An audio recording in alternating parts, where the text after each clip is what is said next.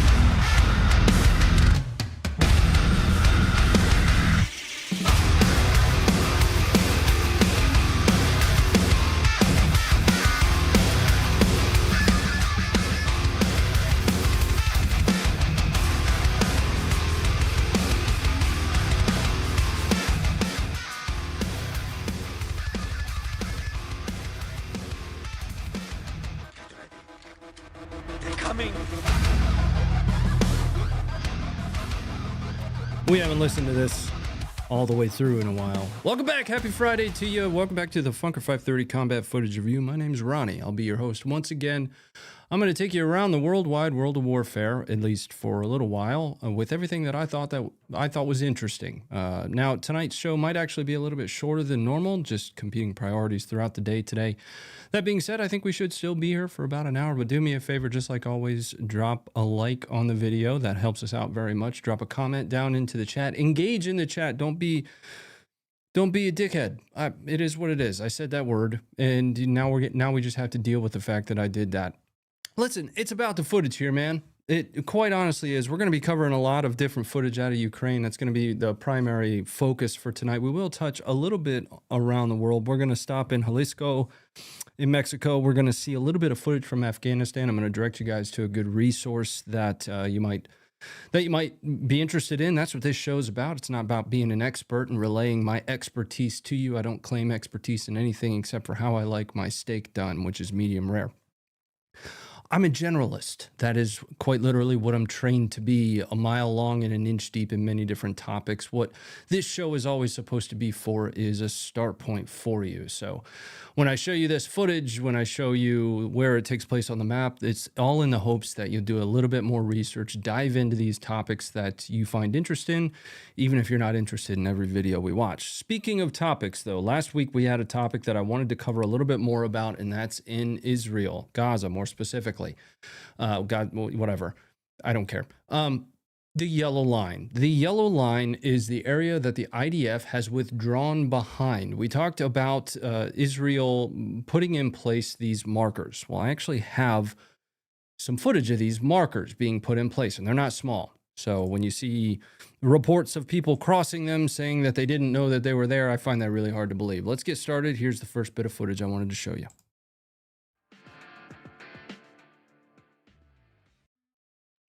Sounds like I've still got some music playing in the background. I'll tell you what, stare at my face one more time.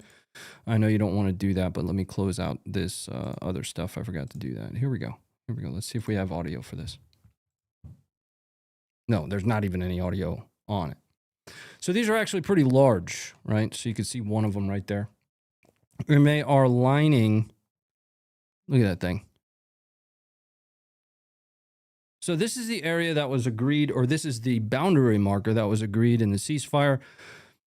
And these, if you recall last week's map, essentially ring the northeast and southern side of Gaza. Call it the yellow line.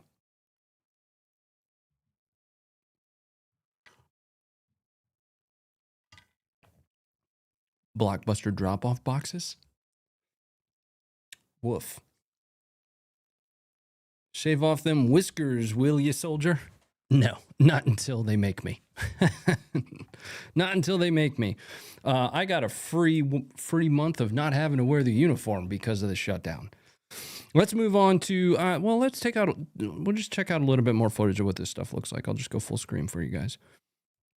This is, look at the size of these blocks. And I do think that this kind of stuff is important to note because there will be and have been reports of people crossing the quote yellow line, then being engaged and in certain circumstances killed by the IDF.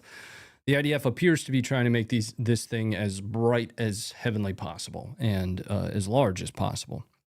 So now IDF's operations, at least in Lebanon, haven't ceased. There was recently a strike that killed Hezbollah's logistics unit commander, their southern logistics unit commander.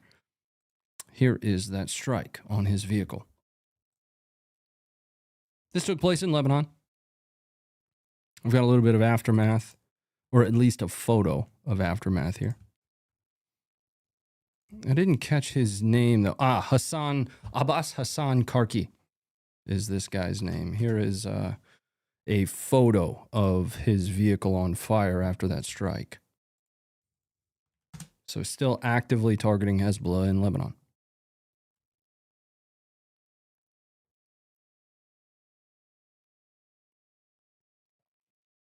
ATF is approving Form 4s. Yes. Yes, they are. If only suppressors were removed from the NFA because they don't belong on it in the first place. Let's move to the around the world segment. I told you guys didn't have a whole lot for you from Israel. With the ceasefire, there's not a whole lot going on. There's still some footage here and there, but it's, more or less drone footage of airstrikes. Primarily in Lebanon, quite a few airstrikes happening in Lebanon, drone strikes, stuff like that. But I want to show you some ground footage. This is in Jalisco, headed to Mexico. Viva la Mexico. Let me log in. This one's coming from the website. These are rival cartels battling out with each other in Los Olivos, which is just south of Guadalajara.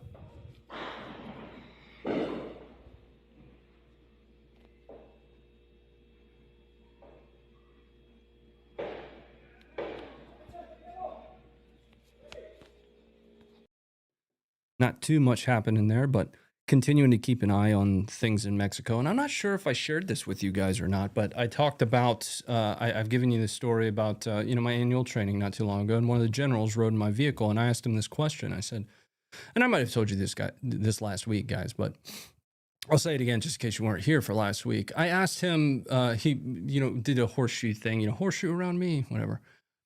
I said, from your perspective during the question and answer time, from your perspective at your level, what is this administration's focus? From a COCOM perspective, is it UCOM? Is it PACOM? Is it where is their focus? And without missing a beat, he said very specifically, southern border. And to be honest with you, it wasn't long after that we started to see a lot of the things that we are down in Venezuela, the conversation, or excuse me, the announcements from Trump on cartel activity, things along those lines. So there is absolutely, even down at my level in the command structure at my level in the United States Army Reserve, an absolute focus on cartel activity. So I am keeping an eye on footage coming out of Mexico, just give him focus that way. I want to head to Afghanistan, but I actually want to take you to a resource before we do that, and I'm going to pull it directly from that resource. Let's head to X, and we'll do this together. So we're going to head to War Noir. I want to call out War Noir in a good way because I absolutely love this person's work. So this guy is somebody I continue to refer back to. I strongly recommend giving him a follow. I don't know this person. I have never met this person. I could be just some 15-year-old in his basement. I don't know. Some of the footage that he's got here we're going to cover in a little bit. But I want to take you to this bit of footage here. We're going to see Tehrik-i-Taliban Pakistan ambushing Pakistani forces in Khyber Pakhtunkhwa. Here you are.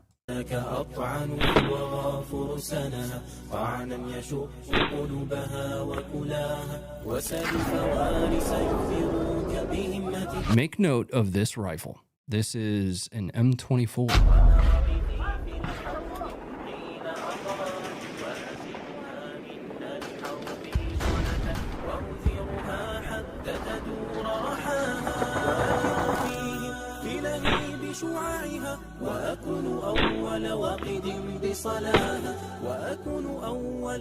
So this is actually a really sick nasheed. I just wanted to note that.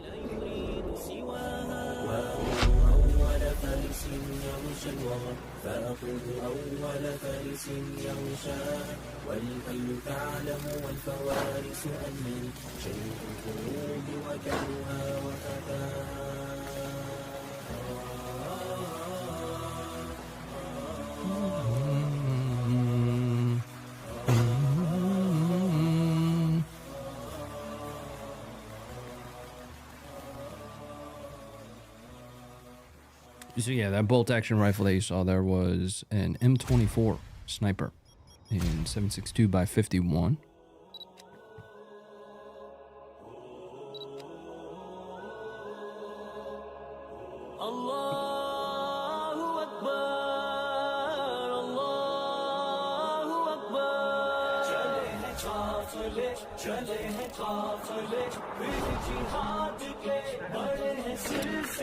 That's an M4.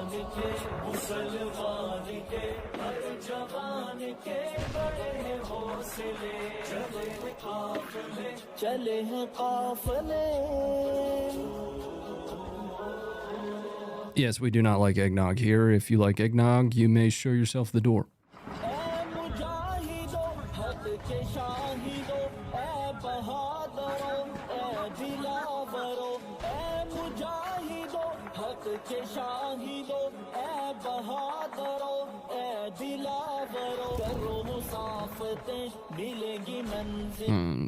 The PK there. All right.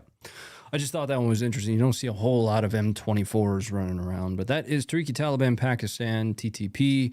There was the M24 in there. There was an M16A4, the PK that you saw there towards the end and early on.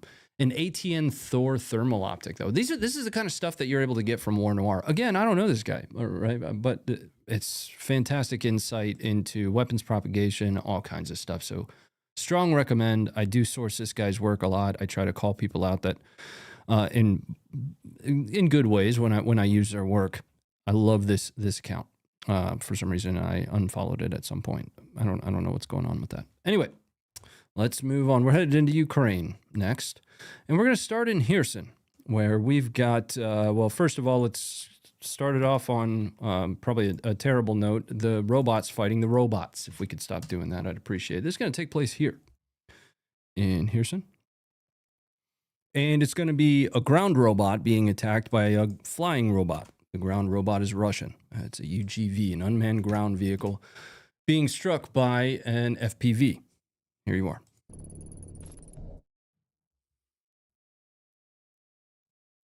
The cat's helping. Notably, this ambush tactic that we've talked about, got a thermal optic on this thing as well.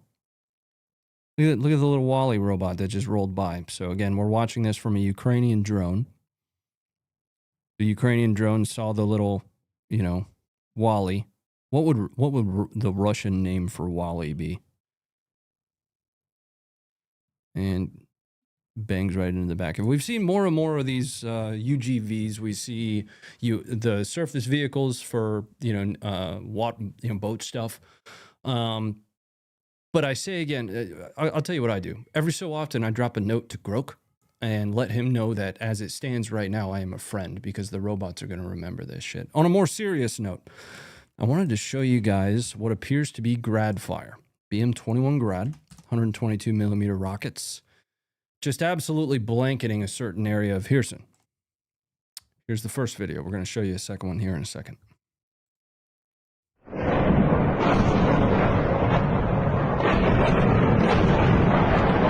Так нас сносят сейчас, пидорасы. Хуярят по-страшному. Вот такое у нас утро. Ёбаные ишаки. Шуменский Вагнер. Grok? Is it Grok? I've always said Grok. Oh well.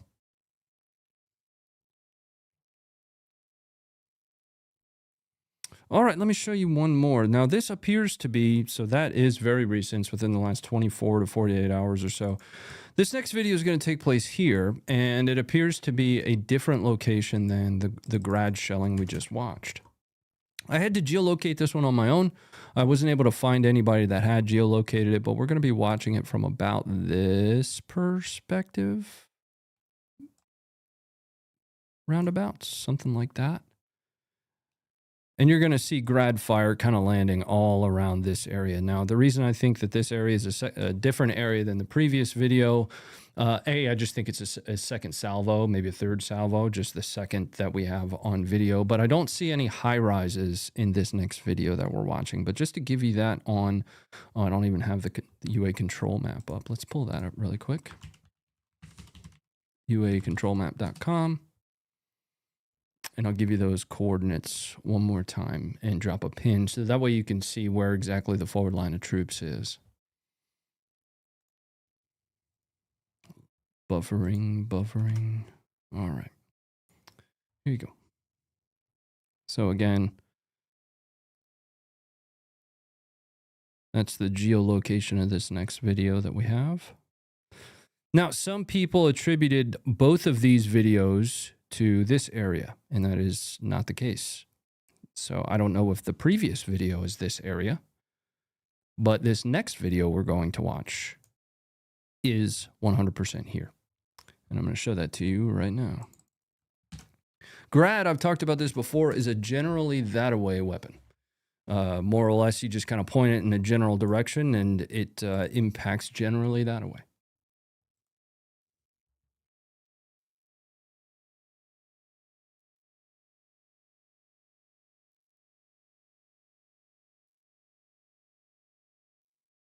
Some in the water, some, not in the water, about minute a grid square.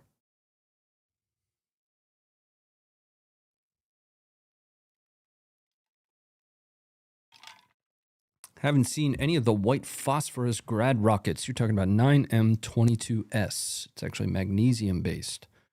Very similar though. Ronnie, nice sweater. Where does one find that? This is Terra Arma. I'm actually a huge fan of Terra Armas, and I wore this in my sleep system at the top of the Rockies and was extremely warm just a month or so ago. I love this sweater.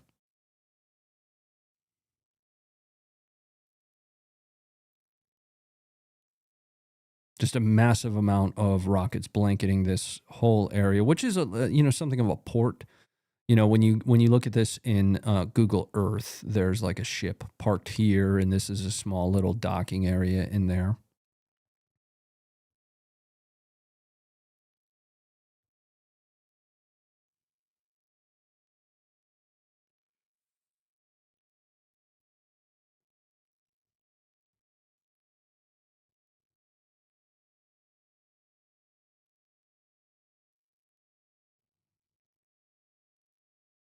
But look at that blanket fire. Now, I don't recall exactly how many rockets come in a single salvo in a full salvo with BM-20 on grad, something like 40 or up to 40. You don't have to load all of them, and it's interesting that the way that they fire as well, just for those that are interested in kind of the technology, it's old ass technology, but they don't fire just in a row, like 1, 2, 3, 4, let me just go full here. 1, 2, 3, 4, 5, 6, 7, 8. They actually fire like this, like it's random to keep them from overheating because it's rocket that's coming out of there. And I think that's really interesting.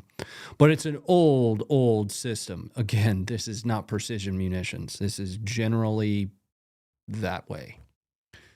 A lot like Hamas with rockets. Just, send it that way.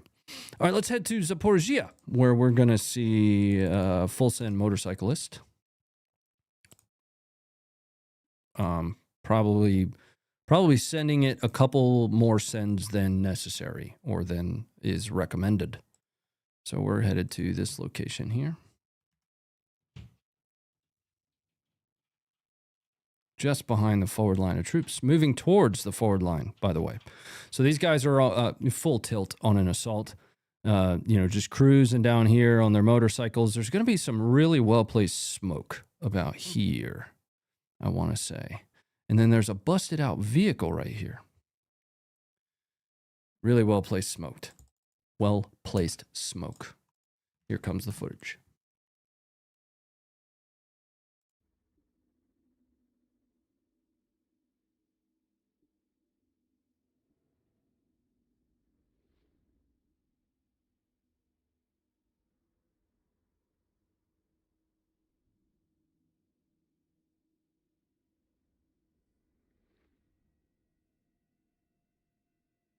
Ronnie is Canadian? No, I'm not. I am as American as it gets. My family's traced back to 1624, and I live in Virginia. It's like 50 degrees here, something like that.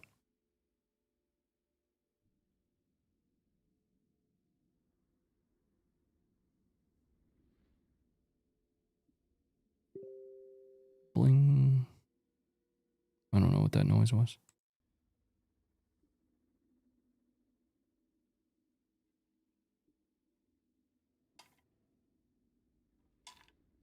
Yeah, one or two more sends than necessary.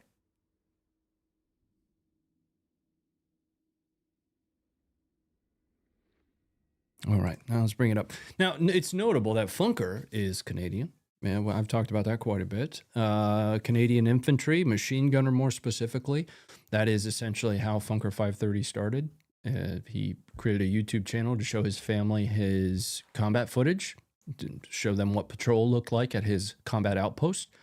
And as it turns out, there was a lot of people thinking back to 2007, 2008 that really wanted the raw footage. They didn't really want CNN to be the one to show them a 10-second clip and just tell them everything's okay. So that's the beginning of Funker 530, is he just created this channel that he could show his family, hey, this is what a patrol looks like in Afghanistan. Anyway. All right. Let's move to our next one. We're going to take a look at some thermal long-range drone strikes in Zaporizhia. I don't know exactly where this takes place. Ugh. I don't know what that music was either, but it was painful to listen to.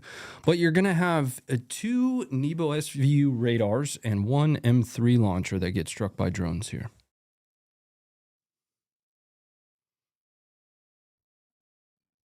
You're in Virginia? I thought Texas. Nope, Virginia boy, born and raised. I'll probably die in Virginia. There's that launcher.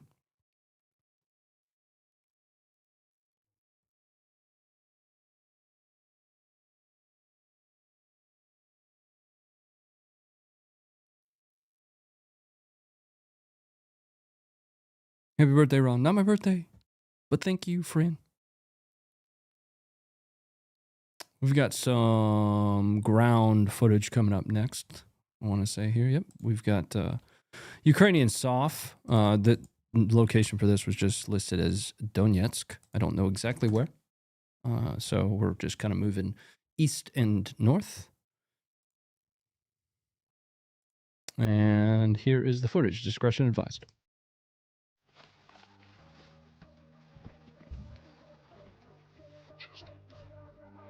Куц-куц. Підходьте на стик і заходьте в нове укриття. I'm going to turn the music down here. It's unfortunate, but...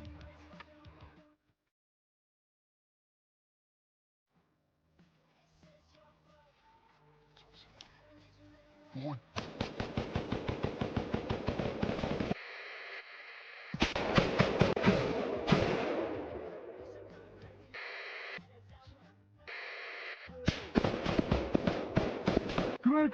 Край!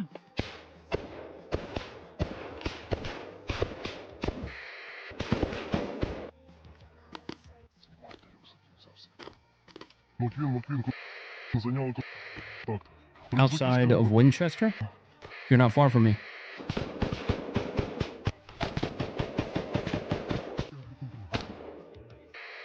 Ми забираємо цей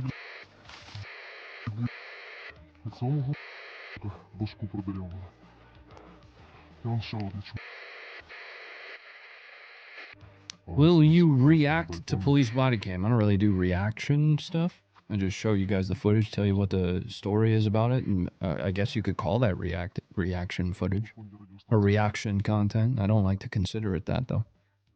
But yeah, every once in a while we talk about a little bit of police use of force, some OIS stuff. I don't know, I'm not a cop, so difficult for me to have a frame of reference for that. I've got almost 20 years in the U.S. military, though, so this is something that, you know, from an expertise perspective, I'm able to, it resonates with me, and I'm able to contextualize it. When it comes to law enforcement stuff, there's just it's just different, man. You know, a lot of people try to apply law enforcement principles to things like military conflict or even self-defense. You know, what's the term I'm looking for? Use of force continuum, etc. Right? You know, you can only go up the next level so fast. In a self-defense scenario, you just overtake the use of force necessary. And the same thing with the military. Overmatch is absolutely what you want. That's not fair. That's not how war works, right? So a little bit different, talking about law enforcement use of force and officer-involved shootings. There is a pretty nasty one that we just uploaded to Funker 530. I do recommend going to check that out. It should be right on the homepage, but we don't have that one slated to cover here on the show tonight. Let's move to Pokrovsk. Discretion advised. This is going to be some Ukrainians trying to make their way through Pokrovsk, and I mean internal Pokrovsk as well. So there's multiple. There's really multiple geolocations of this. They're going to be moving throughout this area, and each time they kind of get to a new spot, they're going to get hit by drones, or they're going to be, shot at. Eventually, one of them is killed by small arms fire. This is the footage coming up for you guys now. So Russians in small teams have made their way into Pokrovsk. Here you are. Going to keep the sound off on this one.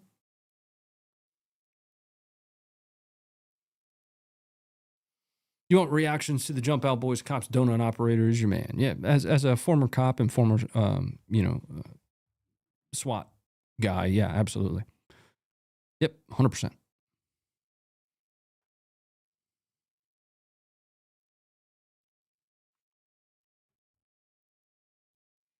Win only feat. That's coming up right after this. So just pay attention to this spot right here. So these two Ukrainians are going to try and make their way into this house.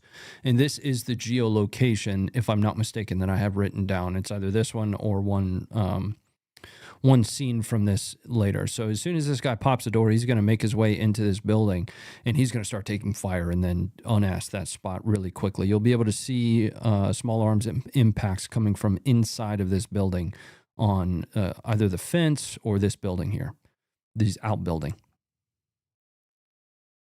Yep. There's those impacts.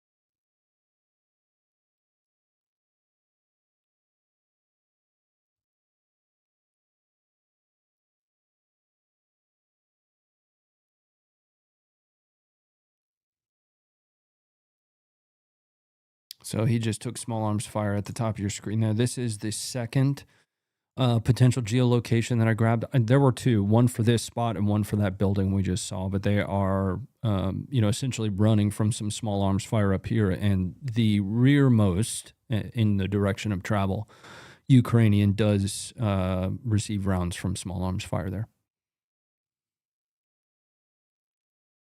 The fight for Pokrovsk is just absolutely nightmarish. Not unlike the other, I would say, envelopments that have happened in the Bakhmuts, etc.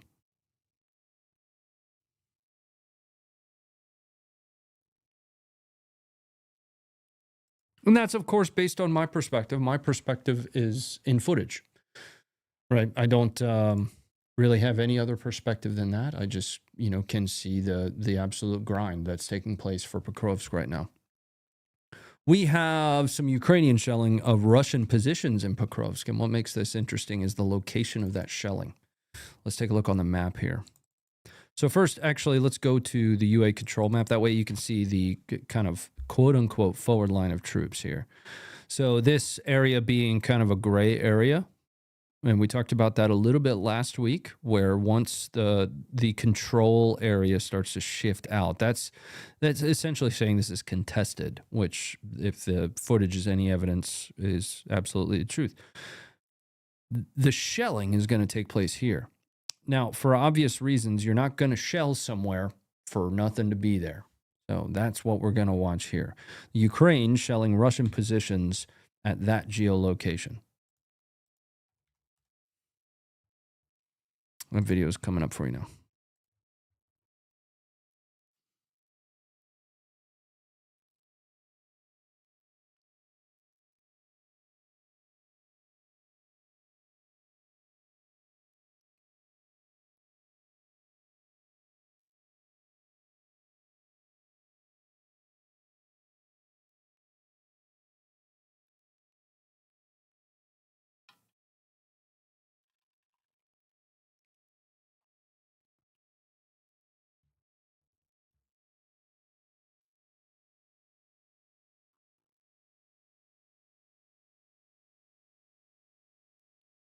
I see that support coming across, guys, and I will be jumping to that here as soon as we are out of our Pokrovsk section. This next one's going to be a little bit of conversation, guys. I just want you to know that. Like, we're going to talk about this. I'm going to hang out in the chat while we chat about it, because I want your perspective, and I would like for you to answer this question before I get to this next one. Can you surrender to a drone?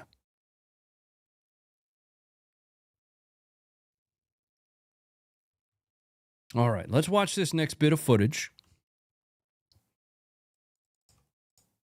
And then we will come back to that question and we'll have a conversation. I'll give you my perspective. This is just my perspective based on my understanding of the law of armed conflict. Just my perspective, not telling you what yours is. I don't care, frankly. I'm just giving you mine. But this is going to take place here, just to the north of Pokrovsk. Now, this is along the axis that there was a breakout from Russia about a month and a half ago, something along those lines. So this takes place here, Kucherv Yar. Okay. And what you're going to see is you're going to see Russians, quote unquote, surrendering to a drone. Okay. Make one more note of the location here, where exactly this takes place. And then we'll go to the footage. And then we'll talk about it.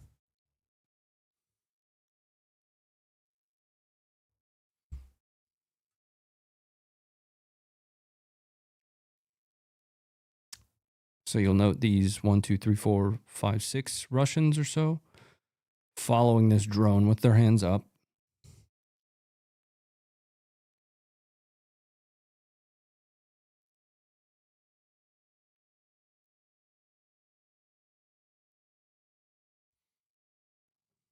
All right, now let's talk about it. I want to scroll through the chat a little bit. I want to see what you guys had to say. I'm going to read some of these out loud.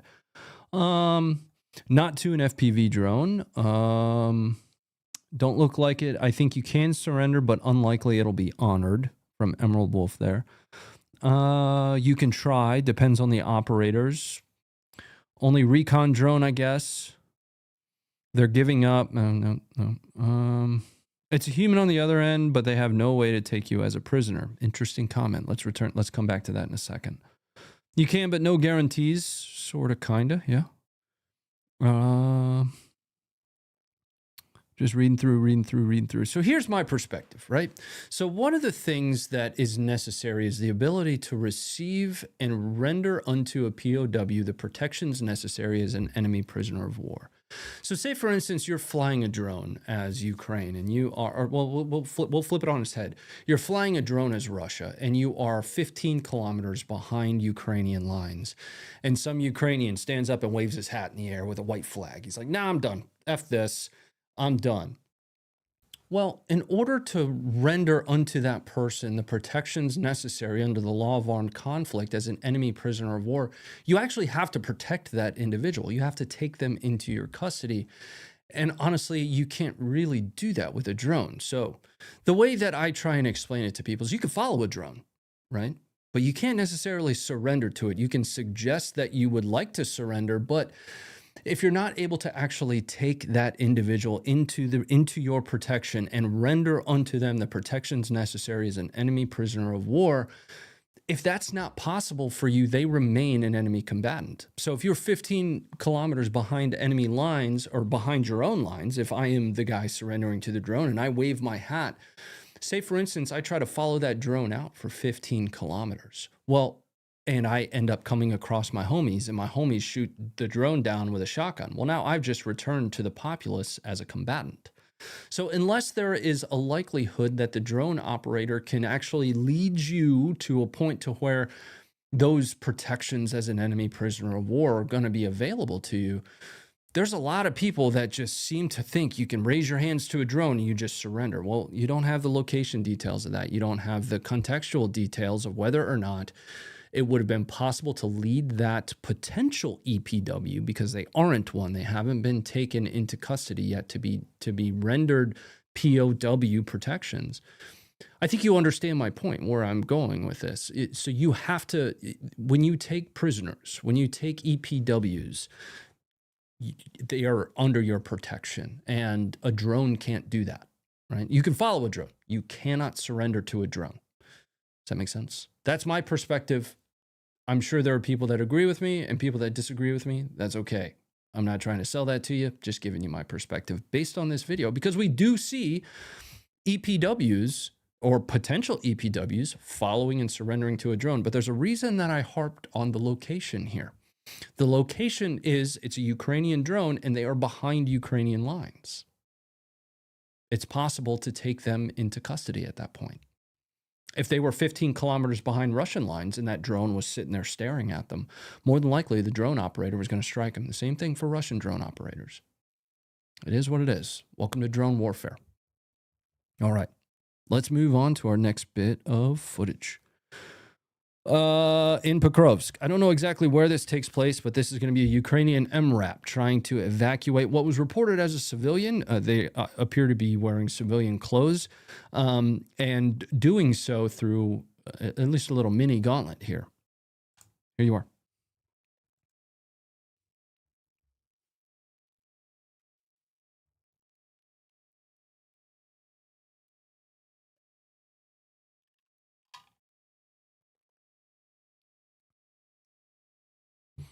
So note this guy up here at the top. He's limping. Look, his foot is like detached from his leg. So this, the first time I watched this, I was like, oh shit, the MRAP left him. But the MRAP's trying to turn around. Now it's going to hit a landmine here in a second, which it sets off a sympathetic detonation of multiple others. See that? And those to me look like anti-personnel mines. You know, those don't look like anti-tank mines. Explosions are just a little small.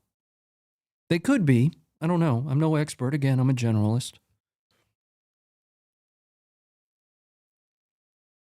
So the MRAP busts a Yui, heads back towards that, quote unquote, wounded civilian.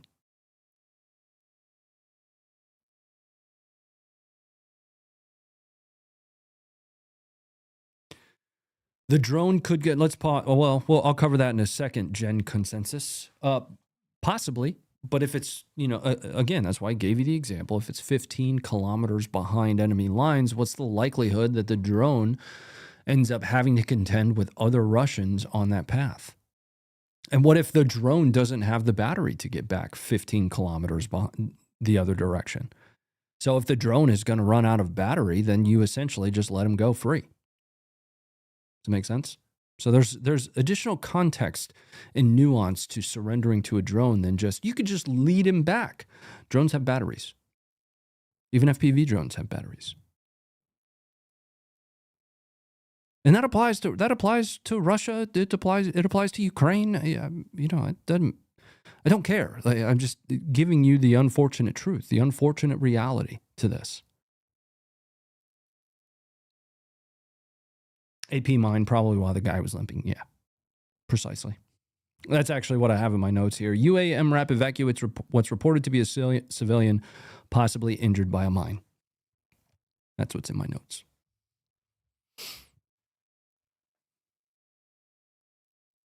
Don't mean to be ignorant, but there are still civilians in those areas. Oh, yeah, absolutely. Yeah, I mean, that's their home, I mean, it is what it is. There were civilians in, main cities in Germany or in France as the United States military pushed through, right? There's their homes. Where else are they going to go? You know, sure, they can evacuate, become refugees, but where then do you go? I don't know. Have you ever seen Saving Private Ryan? When they take the girl from the family up in there? That's not far-fetched. Just saying. All right, let's pause for a second. There's a couple pieces of support that came in, and I'm extremely appreciative for it. Unnecessary. The stream is free, but thank you guys so much. Phil, I saw that came across as Canadian dollars, and it was a 50. So thank you very much for 50 Canadian dollars. I appreciate that so much, man. That's a lot of dollars, and thank you for being here. Dada Jackio.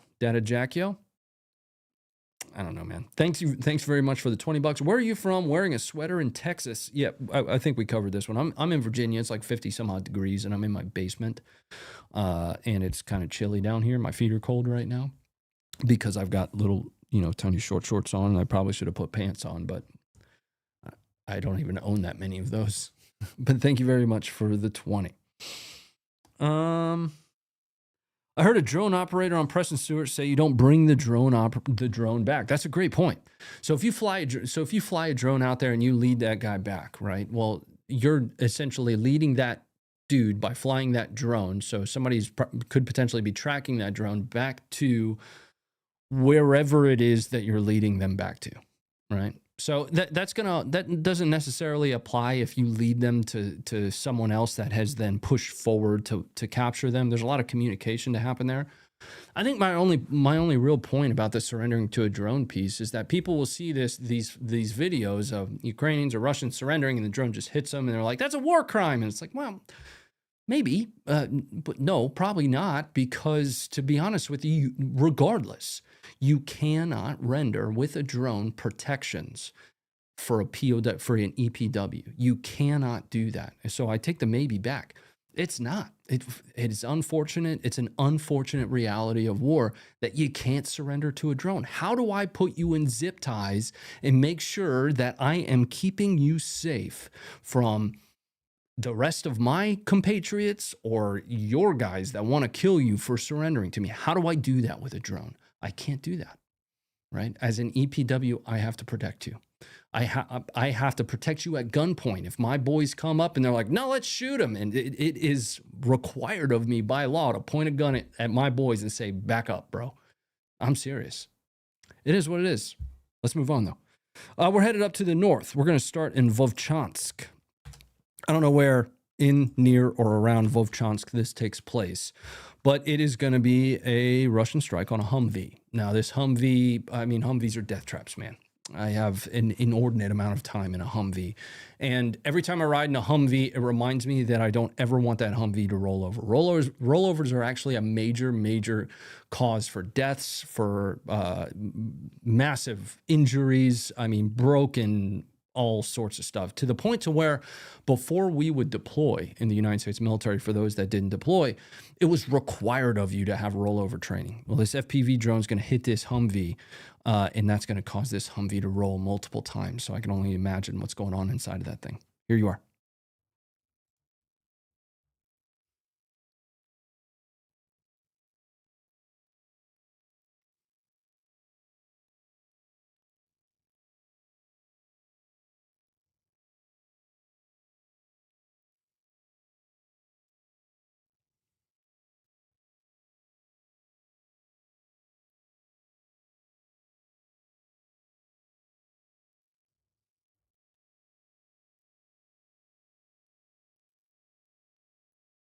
Wonder how theorists have addressed this topic. Well, that's what I just did, right? It's an entire logic argument.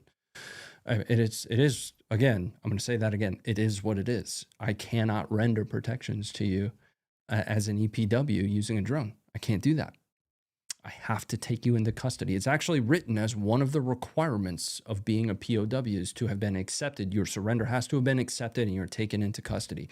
If it is feasible for you to take somebody into custody as they're surrendering and you don't, you shoot them anyway, that's a war crime.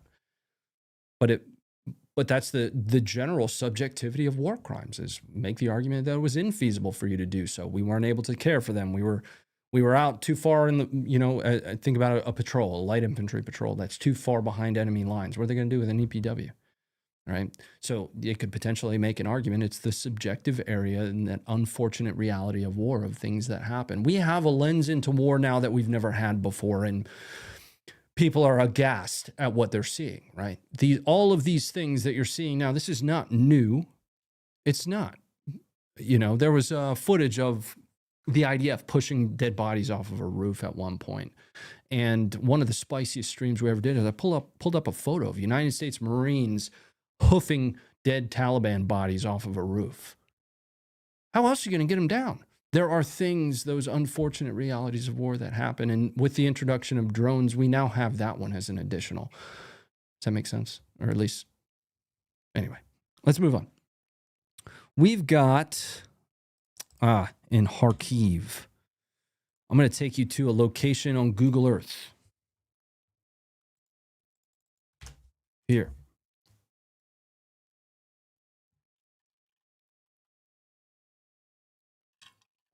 Now, this spot, this is an early childhood education center right here. We can go to Google Maps, actually. Let's do that.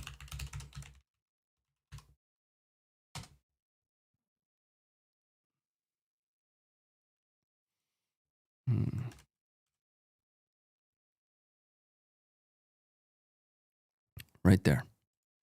Daycare center.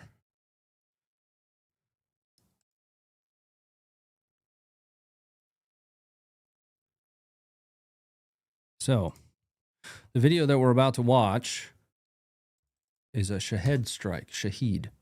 I don't care. Whatever. On that location. Here you are.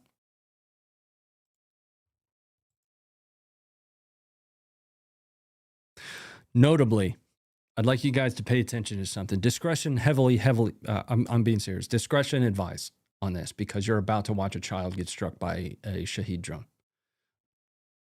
That's what you're about to see. Okay? So note right here, there is a child running across the street and the Shaheed drone hits that exact location.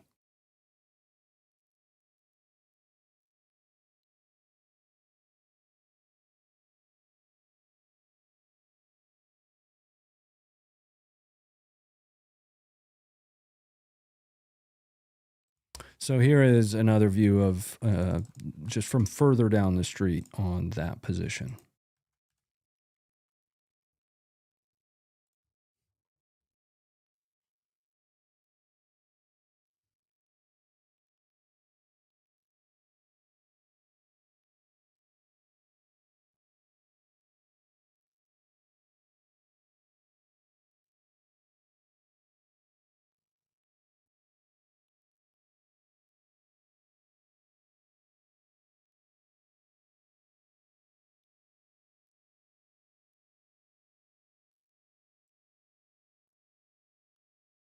And I'm going to be straight up with you. I actually don't know what that second explosion was there.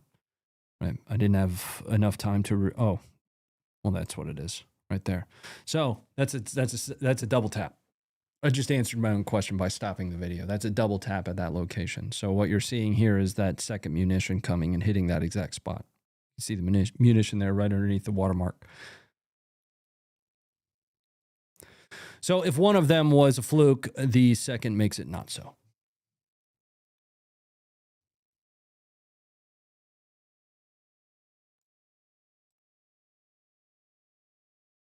You know, because some will make the argument in an instance like this, well, it's just GPS guided, so there's a chance GPS jamming took it off of its course. 2 strikes in the same spot. You know, what's that bullshit line that Bush said? You know, fool me once, shame on you. Fool me twice, shame on something. I don't remember what it was, but it was something super stupid. That's a double tap strike. All right, we're headed into our general section. Let me pause for a second and check in on some of this support, though. Ohms 497, thank you for 51 months. Holy crap, as a funker, dude. Thanks so much for that, man. I just can't tell you how much I appreciate it. Seth, thank you for the 22 months. The video of the young girl hit by a Russian missile crawling with no legs at the beginning of the war still haunts my mind. Yeah, that one was tough. Yeah, that anytime. So as a dad, right, it doesn't matter whose kid it is. If, you know, you see a kid get hit by something that sticks with you. and that one forever did. There's another one that came out of Syria, very, very similar, and Assad had basically just ordered an artillery salvo, and artillery just lands in her lap. It's tough. Yeah, it's tough to watch. Dada Jacchio, bro, you got to tell me how to say that. I didn't even say Grok right. So, wow, $100. That's so many dollars, dude. So, and he says, so make FPV drone strikes on infantry a war crime. Why? Why? Just because you don't like it? So here's a story. So back in the 15th century, 17th century, because it would have been the 1600s. I always fuck that up. There were knights that were super pissed off about firearms. And you know why they were pissed off about them? Because it seemed cowardly. It seemed as though anybody could be on the other end of them in a field of battle, and they'd come barreling across the field with their sword drawn and their shield held high, with all honor and glory, ready to take on the world for the king. And suddenly they get absolutely bebopped in the face by some dude with a smoky pointy stick. They called them cowardly. Now, there were those that adapted to them and kind of adopted the firearm as a primary. And then there were those that refused to, that kind of were the last holdouts, believing that it was an ungentlemanly form of warfare, when in fact it was a progression of warfare. And I personally am in that latter group. This is an unfortunate progression of warfare. The drone is specifically the amount of capability that it provides. In my opinion, I've said this before, and I'll just continue to say it until it resonates. It transcends all warfighting functions, whether it be logistics, intelligence, or fires. Any warfighting function, just name one, and there is something that the drone does to enable it. We're actually going to see how it enables fires on its own here in just a little bit. So I would say that there's no reason to make it a war crime. It is just fundamentally the next phase of warfare. But let's continue with that. Make them strictly anti-material, but not like shooting the buttons off. That's not real. So the whole shooting the buttons off of infantry with 50 cal doesn't exist. That's not a thing. You can absolutely target infantry with 50 cal, 100%. You do not have to shoot material with 50 cal. You could shoot a naked man running across the road with a firearm. If it is an enemy combatant, you can target that person with a 50 cal. It is. You can look that up. That's a myth. Anyway, let's continue though. The drone has already bypassed enemy lines, so they're not responsible for the enemy's safety. I'm not sure about that last line there, but as far as the 50 cal thing, yeah, shoot targets in the open. Shoot them with it. Just like flamethrowers. You can flamethrower the shit out of somebody. 100%. If they are an enemy combatant, you can turn them into a burnt crisp. That's gross. I understand. This is a very straightforward Wars reality stream. That's what this is for. You can do that. Incendiaries are not banned in any way, shape, or fashion. The only thing that the convention on certain conventional weapons does is limits their use in civilian population centers. And it doesn't even ban them entirely for that. Ground-based use is still available. So, all right. Thank you very much for the $100. This is a topic that, these are both topics that I feel really strongly about. I've got a podcast coming out that I did with Operation Onward, where we talked about a little bit of this. And I just got done talking to Cappy about this on an episode of his thing. So this is really, these are two topics that matter very much to me that I've studied over the last, 4 or 5 years. Let's move on though. Are we still friends? Oh, absolutely. Yeah, bro. Like, dude, there's nothing that you guys can say in here that is going to make me change my emotional state. I'll just explain that for a second. Look, Marcus Aurelius actually said it in his memoirs, something akin to not allowing external factors, things that I can't control, manage my emotions. I don't remember the exact quote. I can look it up. We can talk about it on the next stream. But you know what impacts my emotional state? My wife, my kids, my dog, my new puppy, Jeff. His name's Jeff. I hope you guys come to the follow-up stream and meet him. But there's nothing that you can say or do that is going to do that, right? Because I'm not here to sell you something, and I'm not going to be upset if you don't buy it. Does that make sense? I'm here to give you my perspective. If you don't agree with it, that's fine. It's all good, bro. Let's move on. I got a bunch of footage to get through, and we're running short of time here. All right, there's a reason that this was the thumbnail. Don't forget leg day, because it might save your ass.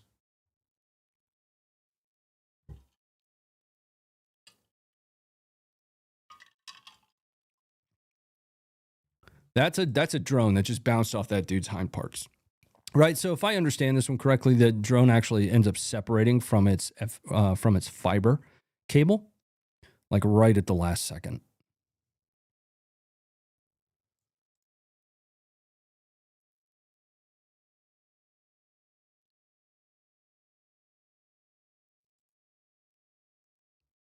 Oof.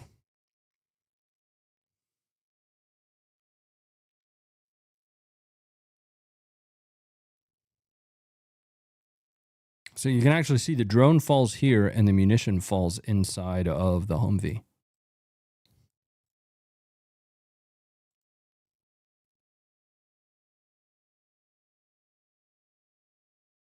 Imagine the confusion. Imagine the confusion, seriously. Horrifying. Here's one. We're in the general section here. We've had a great bit of discussion though. So I'm appreciative of you guys for it. Here is something that I will impress upon you. Don't do this. Мины. Давай, пошел.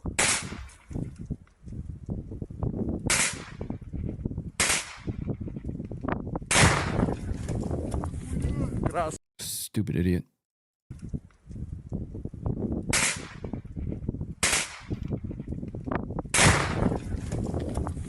Красава! Огонь, Вась, братан! It's a landmine. That's basically what infantry does anyway. When the EOD is a little bit late, they just shoot it with the 50. So I mentioned earlier drone being an enabler, right? So a lot of people will focus on things like drones as a fires system. So essentially as something to attrit the enemy with, something to kill the enemy with. As an enabler, though, of traditional as an enabler of traditional fires. That's what you're going to see here. So this is a Ukrainian drone flying over top of a team of Russians, and it's going to direct artillery onto their location.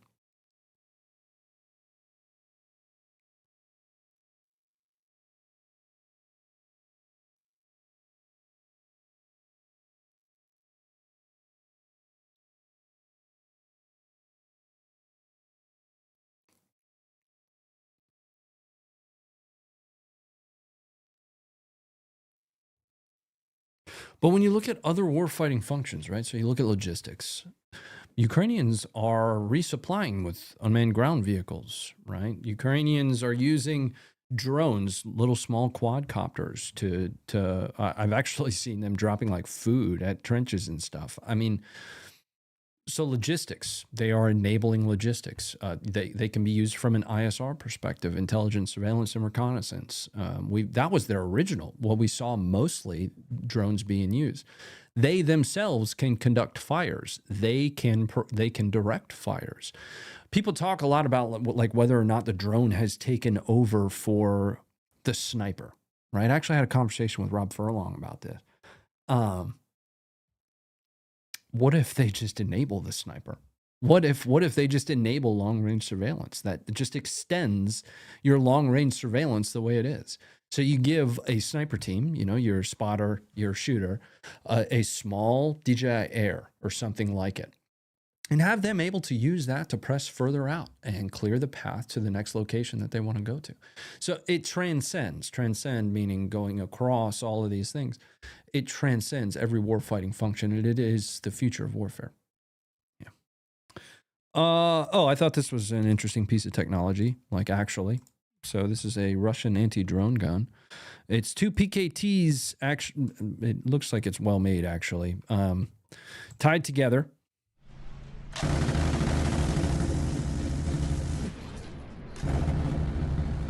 Supposedly in use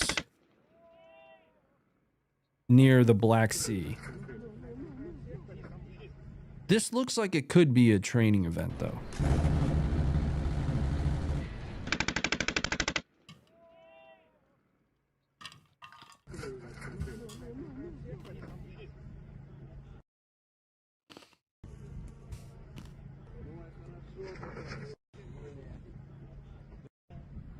Yeah, Russia using bigger drones for the last leg. Yeah, that last mile, dude. Toyotathon looks interesting this year. The last mile, certainly. You get everything to your staging area, and then you just take drones and drop it to its different locations again. I have 2 more videos for you. One is going to be a political candidate endorsement. And you're gonna sit here and listen to it because it's gonna be cool footage to watch. But the first thing that I want to show you, remember I always have one more video. We're at the end of the regular stream, but there's always one more. I don't know where this takes place. I don't know. But make sure, people always say to check your corners. Don't forget to check literally right in front of you either.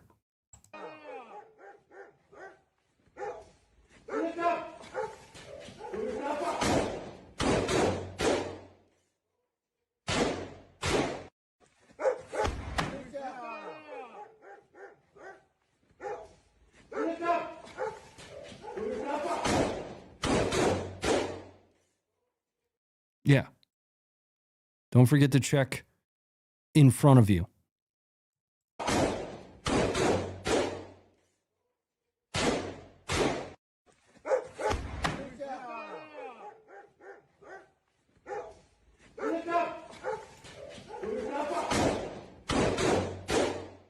Oof.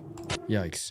So this is going to be a little bit abnormal. I've actually known this person for a few years.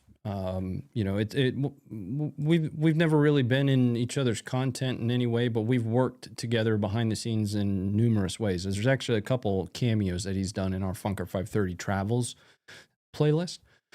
But Brandon Herrera is once again running for TX23. He's running against Tony Gonzalez. Last time he ran, he lost by, 400 votes, guys? I consider Brandon a friend, and it's kind of a joke for me to say this, but he strongly gets my recommendation to take over for Tony Gonzalez. I do recommend you go and you Google Tony Gonzalez. So here's my problem, and here's why I'm focusing on Brandon. I don't live in Texas. I don't live in TX23. But once upon a moon, I worked in the 3-letter agencies, and I have had to deliver briefings to congressional staffers and to representatives themselves. I used to have a belief that they were the best of us. It is just a naivety of me, believing that politicians were elected because they were the best of us. It turns out most of them are the assholes of us, and Tony Gonzalez fits that bill 100%. I can't recommend enough, if you know somebody that knows somebody that lives in TX23, please have them vote for Brandon Herrera. Why wouldn't you want this guy in office for you?